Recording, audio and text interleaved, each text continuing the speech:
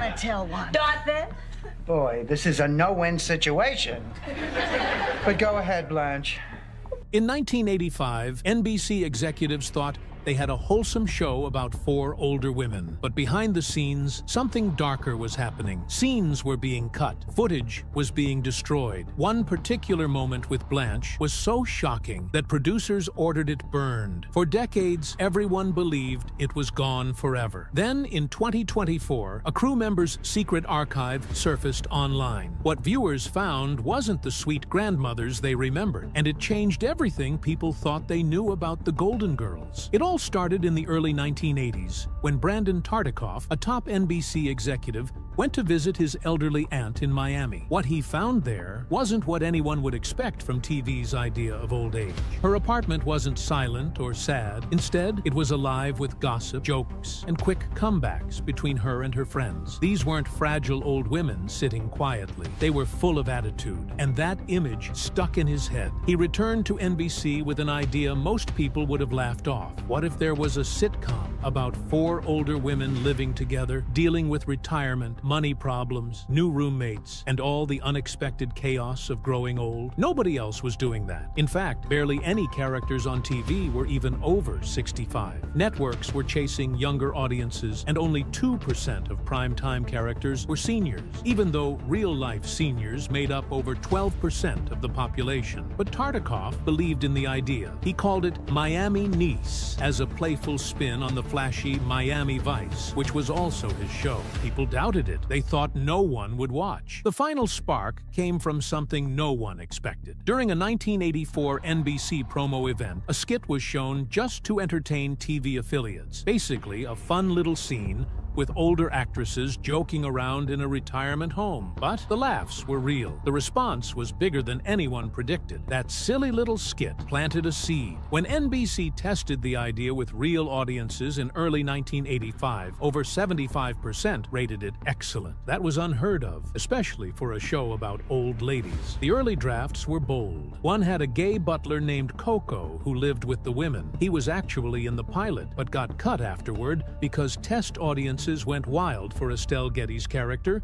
Sophia. So Coco was dropped and Sophia stayed. It was one of those lucky accidents that helped the show work. Underneath all the humor was something grounded in the real Miami of the 1980s. And that wasn't some sunny beach paradise. It was a city filled with scandal. In 1983, a fire in a retirement home killed 12 people because of neglect. In 1984, a widow was tricked by her lover and lost her life savings. There were scams everywhere: evictions, stolen pensions, elder abuse. The crime rate in Miami was one of the highest in the country, and the city was still dealing with the aftermath of the Mariel boat lift. Harris took all of this chaos and disguised it in the form of comedy. She even visited retirement communities to listen. What she found was surprising. Older people weren't just fading away. Many were dating again. Some were having affairs. Some were just trying to survive. She brought all of that into the show, not with a lecture, but with a laugh. As the characters came together, each actress brought something deeply personal. Bea Arthur almost didn't join. She thought the role of Dorothy was too much like her old show, Maude. NBC wasn't thrilled about her either. They wanted Elaine Stritch, but her audition was so full of cursing that it completely backfired. In the end, the producers promised Bea that Dorothy's story would be different. Her husband would cheat on her. She'd struggle with finding her voice again. That promise worked. Bea agreed, but by season 5, she was ready to leave. She stuck around until season 7, but then she walked away, even though the show was still pulling in 20 million viewers each week. Off-screen, she didn't get along with Betty White. She even called her a pain in the neck for always playing to the audience. Still, she left behind one of TV's most iconic roles. Betty White, meanwhile, was never supposed to play Rose. At first, she was cast as Blanche, the flirty Southern belle, because of her past role as Sue Ann Nivens. But during rehearsals, something didn't feel right, so they tried swapping her with Rue McClanahan. The moment Betty played the sweet, clueless Rose from St. Olaf, something clicked. Suddenly, those innocent farm charm stories turned into laugh-out-loud moments filled with double meanings. Rose would talk about butter churning, but the audience knew what it sounded like. NBC worried about pushing the limit, but the lines stayed in. Betty wasn't thrilled at first. She didn't want to be typecast again, but the role won her an Emmy in 1986, and behind the scenes, the tension with Bea Arthur continued. At one point, Bea even called her the C word, but on screen, their chemistry was gold. Rue McClanahan got the part of Blanche thanks to that same switch. She'd originally been lined up to play the sweet one, Rose, because she'd done that kind of role before on Maude. But when she stepped into Blanche's heels, everything changed. She leaned into it. The writers gave her lines about having hundreds of lovers, hinted at wild threesomes, and made her character push boundaries no one expected on TV back then. Off-screen, Rue's life wasn't all glamorous. Her fifth marriage had just ended. She was struggling, but she brought all that pain and freedom into Blanche, and her performance earned her an Emmy in 1987. Later, she met a fan named Michael J. LaRue at a pet photo shoot. They became friends, and years after her death, he opened the Rue LaRue Cafe in her honor. It even served her old hangover remedy, espresso-sprayed scrambled eggs made with a cappuccino machine. Estelle Getty, who played Sophia, was the surprise of them all. In real life, she was younger than Bea Arthur by just 1 year, but she played Dorothy's mother so convincingly thanks to heavy makeup and a whole lot of Sicilian fire. Every morning, she sat for 45 minutes while makeup artists aged her up. She even had a facelift in real life, which made it harder to make her look old in later seasons. Her audition was unforgettable. She started swearing in Sicilian, making up curses on the spot, stuff that nearly got her banned, but it worked. She became the heart of the show. Behind the scenes, though, she was battling stage fright so badly she had to use cue cards to remember lines. Still, she won an Emmy in 1988 and kept going until her health failed. She was the first of the four to pass away in 2008, suffering from dementia. On the night of September 14, 1985, something strange happened on NBC. A new show called The Golden Girls aired its very first episode, and nobody expected it to explode the way it did. The story opened with Dorothy's ex-husband, Stan, crashing into her life again,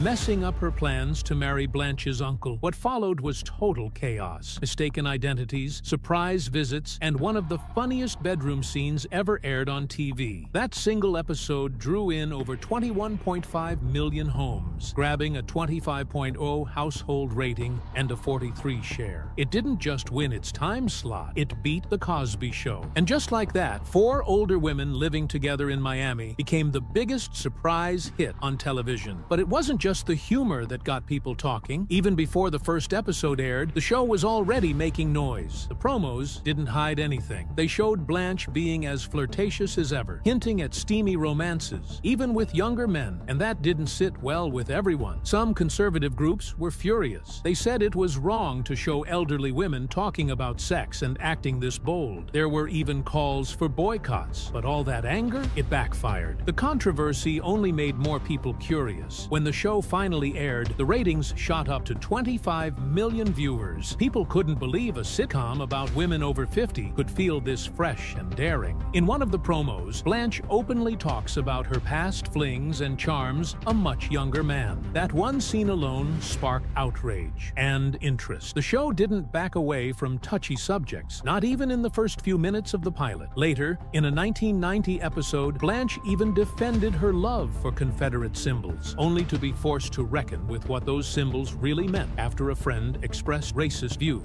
Somehow, the Golden Girls turned potential scandal into must-watch TV. Behind the scenes, something even more surprising almost made it into that first episode. There was an alternate ending that never aired, but the script leaked later. In this version, Rose confesses that a close family member struggled with addiction. The scene came right at the climax, adding a layer of seriousness to all the chaos caused by Stan's return. Producers eventually cut it, thinking it was too heavy for a comedy premiere, but fans didn't forget. Years later, in season 4, Rose's own pill addiction became a central storyline. She relapsed after 30 years and had to go to rehab. When she finally admitted she needed help, viewers saw a side of her no one expected. She said she'd take it one day at a time, and in that moment, the show proved it wasn't just about laughs. It was willing to go deep. Many fans believe that cut scene from the pilot was a quiet promise of where the series was headed, somewhere more honest, more human, and more powerful than anyone imagined. In its first season alone, The Golden Girls averaged about 21 million viewers per episode. It landed in the top 7 shows nationwide, right next to major hits like Cheers. Network executives had expected it to be a niche show, maybe something for an older crowd, but they were wrong. Everyone was watching. Younger viewers, older viewers. The humor cut across age lines. And it wasn't just the audience taking notice. In 1986, the show won 2 primetime Emmys. One was for Outstanding Comedy Series. The other went to Betty White for her role as the sweet but hilariously naive Rose. Suddenly, NBC's Saturday night lineup, once thought of as a weak spot, became unstoppable. The show's popularity led to a wave of merchandise, t-shirts, board games, everything. Even Queen Elizabeth, the Queen Mother, asked for a live performance in 1988. That wasn't just a moment of fame. That was a sign this show had gone global. It had become something more than just television. It was now part of culture itself. By the 3rd season, the momentum didn't just continue, it exploded. The show climbed to the 4th spot in national rankings with a 21.8 rating. Some episodes brought in over 30 million viewers. One particular episode, called Mixed Blessings, dealt with interracial marriage, and it caused a stir. It wasn't afraid to poke at sensitive issues, and audiences appreciated the honesty. It even featured guest stars like a young Quentin Tarantino. The mud mask scene from that episode later got pulled from streaming platforms over concerns about blackface, even though that wasn't the intention. But that only drew more eyes to the show. Repeat viewings jumped by 15% in syndication. Fan letters poured in. Viewers thanked the show for tackling racism, aging, sexuality, and everything in between without flinching. And just like that, a so-called senior sitcom was outperforming much younger shows, even as rivals like Life with Lucy fell flat in the same time slot. The entire run lasted 7 seasons. From 1985 to 1992, the show delivered exactly 180 episodes, but even after the final credits rolled, the money kept coming in. Each episode sold for up to $4 million in syndication by 1992. That's not counting the mountain of merchandise inspired by Blanche's over-the-top Southern Belle personality, lingerie-themed clothing, suggestive calendars, and more. At fan conventions in the early 90s, people lined up to buy it all. Some even got tattoos of character quotes. Every year, this added at least 20% more to the show's revenue. Even in its final season, when ratings slipped due to a bad time slot and tougher competition, it still ranked in the top 30. More importantly, it never lost its voice. It took on topics like HIV/AIDS and assisted suicide, subjects other sitcoms wouldn't even touch. In reruns, these episodes doubled viewership. The show's influence lived on. Even now, in 2025, Disney continues to profit from the franchise, with collectibles like Golden Girls Funko Pops still selling in massive numbers. In a 1988 episode of The Golden Girls, Rose and Blanche were lounging around with green mud smeared across their faces. They were laughing, chatting, and joking when suddenly Dorothy's in-laws walked in. They were black, and one of them looked at the women and said, "White people in blackface?" It was meant as a quick jab at misunderstanding and stereotypes. But when this episode resurfaced in 2020, right in the middle of Black Lives Matter protests after George Floyd's death, it hit a nerve. Hulu pulled the episode on June 26. There weren't thousands of complaints. There were 47. That's all it took to set off a $2 million PR nightmare. Viewers were furious. Over 15,000 people signed petitions saying Hulu missed the point. The episode was actually progressive for its time, showing one of TV's first interracial weddings at a time when only 3% of U.S. marriages were interracial. But by then, the damage was done. Nearly 1.2 million Golden Girls fans felt like something had been taken from them. Then came the scene in the kitchen. Blanche leaned against the counter, grinning, and started talking about how black men were tall, dark, and handsome, and how they'd ruin you for white men. Rose chimed in with something about athletic skills. The laugh track rolled on, but Dorothy wasn't laughing. She called it racist right there. That moment aired in 1988, but it came roaring back online in 2019 when someone leaked a short 45-second clip on Twitter. It blew up. Millions watched it. Thousands shared it. People said the show was full of casual racism that had gone unchecked for years. Script drafts later showed the writers had added over a dozen stereotypical lines just to get a laugh, even though NBC had already released diversity guidelines the year before. Betty White, who was still alive then, actually apologized, saying it aged like milk. Rue McClanahan had passed away by then, but her estate quietly donated $50,000 to Black Lives Matter. A study from UCLA later found 19 more moments like this buried across the show's 7 seasons. Suddenly, The Golden Girls wasn't just a feel-good sitcom anymore. It became part of the cancel culture conversation. When Hulu removed the episode, it wasn't just another quiet content update. It triggered a storm. It happened during a wave where over 1,200 shows and movies were pulled for similar reasons. But this one was different. Writers, actors, fans, everyone had something to say. Roxane Gay tweeted that this wasn't justice. It was just performative. Even Betty White, who was 98 at the time, said it was ridiculous. Hulu was scrambling. Leaked memos showed that execs were terrified of lawsuits. Other platforms were already being sued for similar scenes. Netflix had 32 cases on its hands. Behind closed doors, Hulu feared they could be hit with $10 million in damages, so they pulled the plug. But viewers didn't buy it. 500,000 posts popped up across social media slamming the decision. Ratings dropped. Hulu quietly put the episode back online 6 months later. No announcement, just quietly restored on December 3rd. By then, they'd lost 150,000 subscribers. All of this could have been avoided, and it turns out the people making the show saw the warning signs early on. In a behind-the-scenes meeting from January 1988, NBC censors flagged 8 lines in that kitchen scene. They warned the jokes might offend black viewers. Groups like the NAACP were already protesting other shows for the same reasons. But Susan Harris, the show's creator, stood her ground. She wanted to push boundaries. The writers wanted the Golden Girls to be as bold as All in the Family, so they kept the lines. And when the episode aired, ratings soared. 27 million people tuned in. But in 2020, those same producers admitted they should have cut the scene.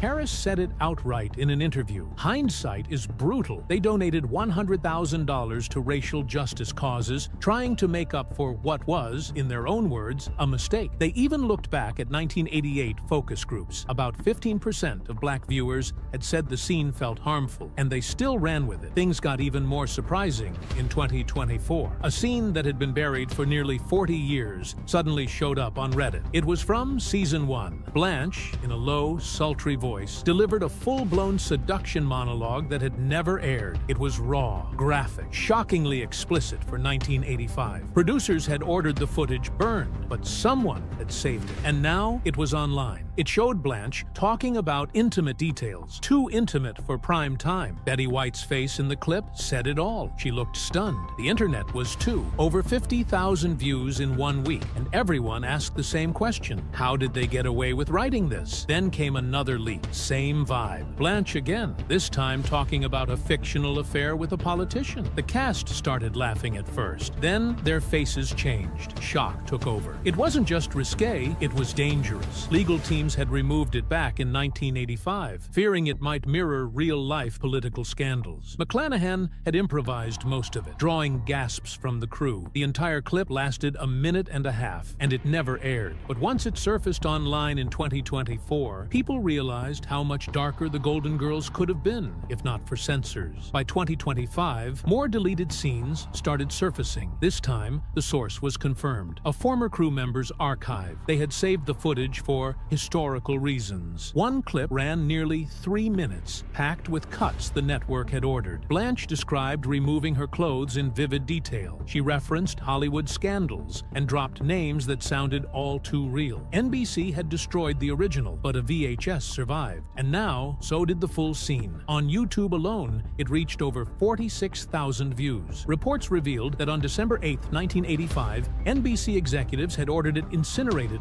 to avoid FCC violations, but someone held on to it. Rue McClanahan herself had once written in a memo that cutting that scene dulled her performance. Now we know what she meant. And then, fans did what fans always do. They analyzed everything. They zoomed in, lip-read, slowed it down frame by frame. In one of those deleted scenes, they caught Blanche talking about a threesome scandal. Not just fiction. This one felt real. They linked it to political sex scandals from the 1970s. They found lines about 2 senators. They found links to McClanahan's own memoir. The internet lit up. Forums exploded with theories. That one clip got more than 9,000 upvotes. It raised a huge question. Was the Golden Girls hiding a bisexual character arc all along? And if that episode had actually aired, how would the world have reacted? Some experts said ratings could have crashed by 20%. Absolutely. I can rewrite all of this using very simple wording, smooth flow, and a tone that makes each moment feel connected and interesting without sounding forced or mechanical. When the Golden Girls became a hit, not everything behind the scenes was as warm as it seemed on screen. B. Arthur and Betty White had a feud that never really faded. It wasn't loud or obvious, but it kept growing quietly, and at times it exploded. In 1987, during a scene packed with Rose's odd jokes about animal husbandry, B suddenly stormed off set. She was furious. The ad-libs, she said, were vulgar and sloppy. She came from Broadway, where every line was sacred, and she didn't like Betty's playful, loose style. That day, production stopped for 2 hours. Her son later explained that B thought Betty's habit of joking around between scenes drained everyone's focus.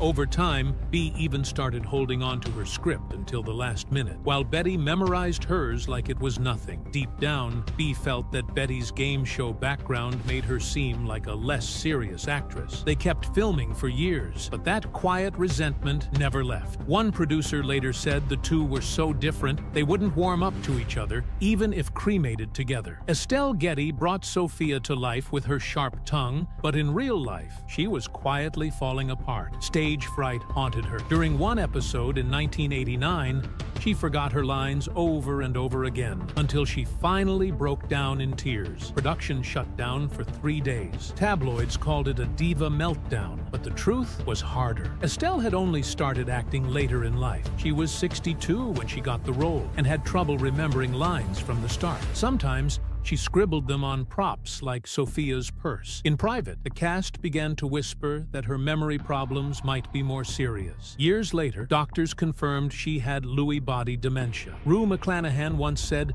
Estelle would show up on tape days like there was a dark cloud hanging over her. They even had to redo scenes after the audience left. One time, she tried hypnosis. It didn't work. They gave her cue cards. That didn't work either. In the end, her pain showed just how far the real person was from the role she played. Rue McClanahan played Blanche like she was born for it, and that might have been a little too true. Off-screen, her life mirrored the very character that made her famous. In 1990, rumors started flying about affairs with crew members, and things got tense fast. One day, during a rehearsal, she was pulled aside after whispers spread about a romance with a lighting tech. The argument that followed delayed filming for almost an hour. Rue was married 6 times in real life and never made a secret of her free-spirited lifestyle. In her memoir, she even joked about it, but not everyone was laughing. Some cast members, especially B. Arthur, thought the flirtation distracted from the work. The tabloids ran wild, and the rumors started blending into Blanche's storylines. It boosted the show's popularity, but behind the scenes, it deepened cracks. By season 6, the tension was hard to ignore. The way she lived gave Blanche something real, but it also brought drama they never wrote into the script. Estelle Getty's age makeup was a miracle on camera, but it came with a cost. In 1988, she was rushed to the hospital with painful skin infections. The prosthetics they used every day had triggered a reaction. Reports came out that producers had been warned, but they didn't listen. She needed antibiotics, and filming stopped for 2 weeks. The whole process took hours every morning and made her even more anxious. Betty White pushed for changes. The producers didn't. One tabloid called it a makeup nightmare. For Estelle, it was another layer of suffering. The pressure didn't just hurt her skin, it was wearing her down in every way. Years later, those health problems and the memory issues turned out to be part of something much worse. Even when the makeup changed, the damage was already done. What looked like a little old lady cracking jokes was actually someone being worn down by the work behind the scenes. By 1991, B. Arthur had enough. She was done being quiet about the money. Betty White was earning more, especially in reruns, and B saw it as favoritism. Private meetings turned into heated arguments. Betty had won her Emmy back in '86. B had to wait until '88. It stung. In one negotiation, B exploded and stormed out, calling the whole thing a catfight. Rue McClanahan would later write about it in her memoir. At the time, Bee was making over $1 million a season, but Betty's rerun checks were in the millions too. Bee felt disrespected. Scripts got delayed. The tension from that argument never really cooled off. When the show ended in '92, many believed this pay dispute played a big part. Years later, when their estates were compared, Betty's stood out, worth around $75 million. Bee's was lower. It wasn't just about money, it was about feeling second best on a show she helped carry. In 1990, the show did something bold. They aired an episode about HIV called 72 Hours. Rose thinks she might have been infected through a blood transfusion, and it's handled with care. Viewers praised it, but when the script was revisited decades later, things got more complicated. Leaked material showed scenes that had been cut, ones with gay characters that leaned into stereotypes, making them look more like punchlines than people. A bar scene had been trimmed for showing too many exaggerated gestures. Those scenes resurfaced in 2020, and the internet exploded. Thousands of people shared the footage, debating whether the show had hidden homophobic content behind its wholesome image. It aired at a time when AIDS had already killed over 120,000 people, and still, the episode avoided going too deep into the real pain of the queer community. It was praised in its time, but today, people are asking tougher questions. Sophia's jokes about forgetfulness always got laughs, but not everyone was laughing. Elder rights groups like the Grey Panthers sued in 1990, saying the show made dementia look like a joke. They pointed to scenes where Sophia acted confused, and they said it was hurtful. They even filed for damages, $500,000. Behind the scenes, things were darker than the audience ever saw. Leaked drafts from 1989 showed that the writers had once planned a storyline where Sophia's memory problems got worse, and she ended up in a care home, but NBC pulled it. Too depressing, they said. Years later, when Estelle Getty was diagnosed with Lewy body dementia, it hit harder. The real-life story was beginning to mirror the one they had scrapped. Advocacy groups said the show helped hide a hard truth. Millions were suffering, but the humor made it easy to look away. In 1987, Mario Lopez appeared on The Golden Girls as a young student at risk of deportation. His episode was meant to be thoughtful, and it was, but not everything made it to air. Years later, leaked footage revealed that Mario had improvised a few lines about teen pregnancy, jokes that made light of something serious. NBC cut them immediately. At the time, teen pregnancy rates were climbing fast, and the network didn't want a firestorm. In 2010, Mario admitted the lines were based on real stories from people he knew, but they were too much for the era. Fans found out about the cuts and started talking. Petitions showed up, asking NBC to release the unedited version, but they never did. That one moment exposed how the show tried to push boundaries until those boundaries pushed back.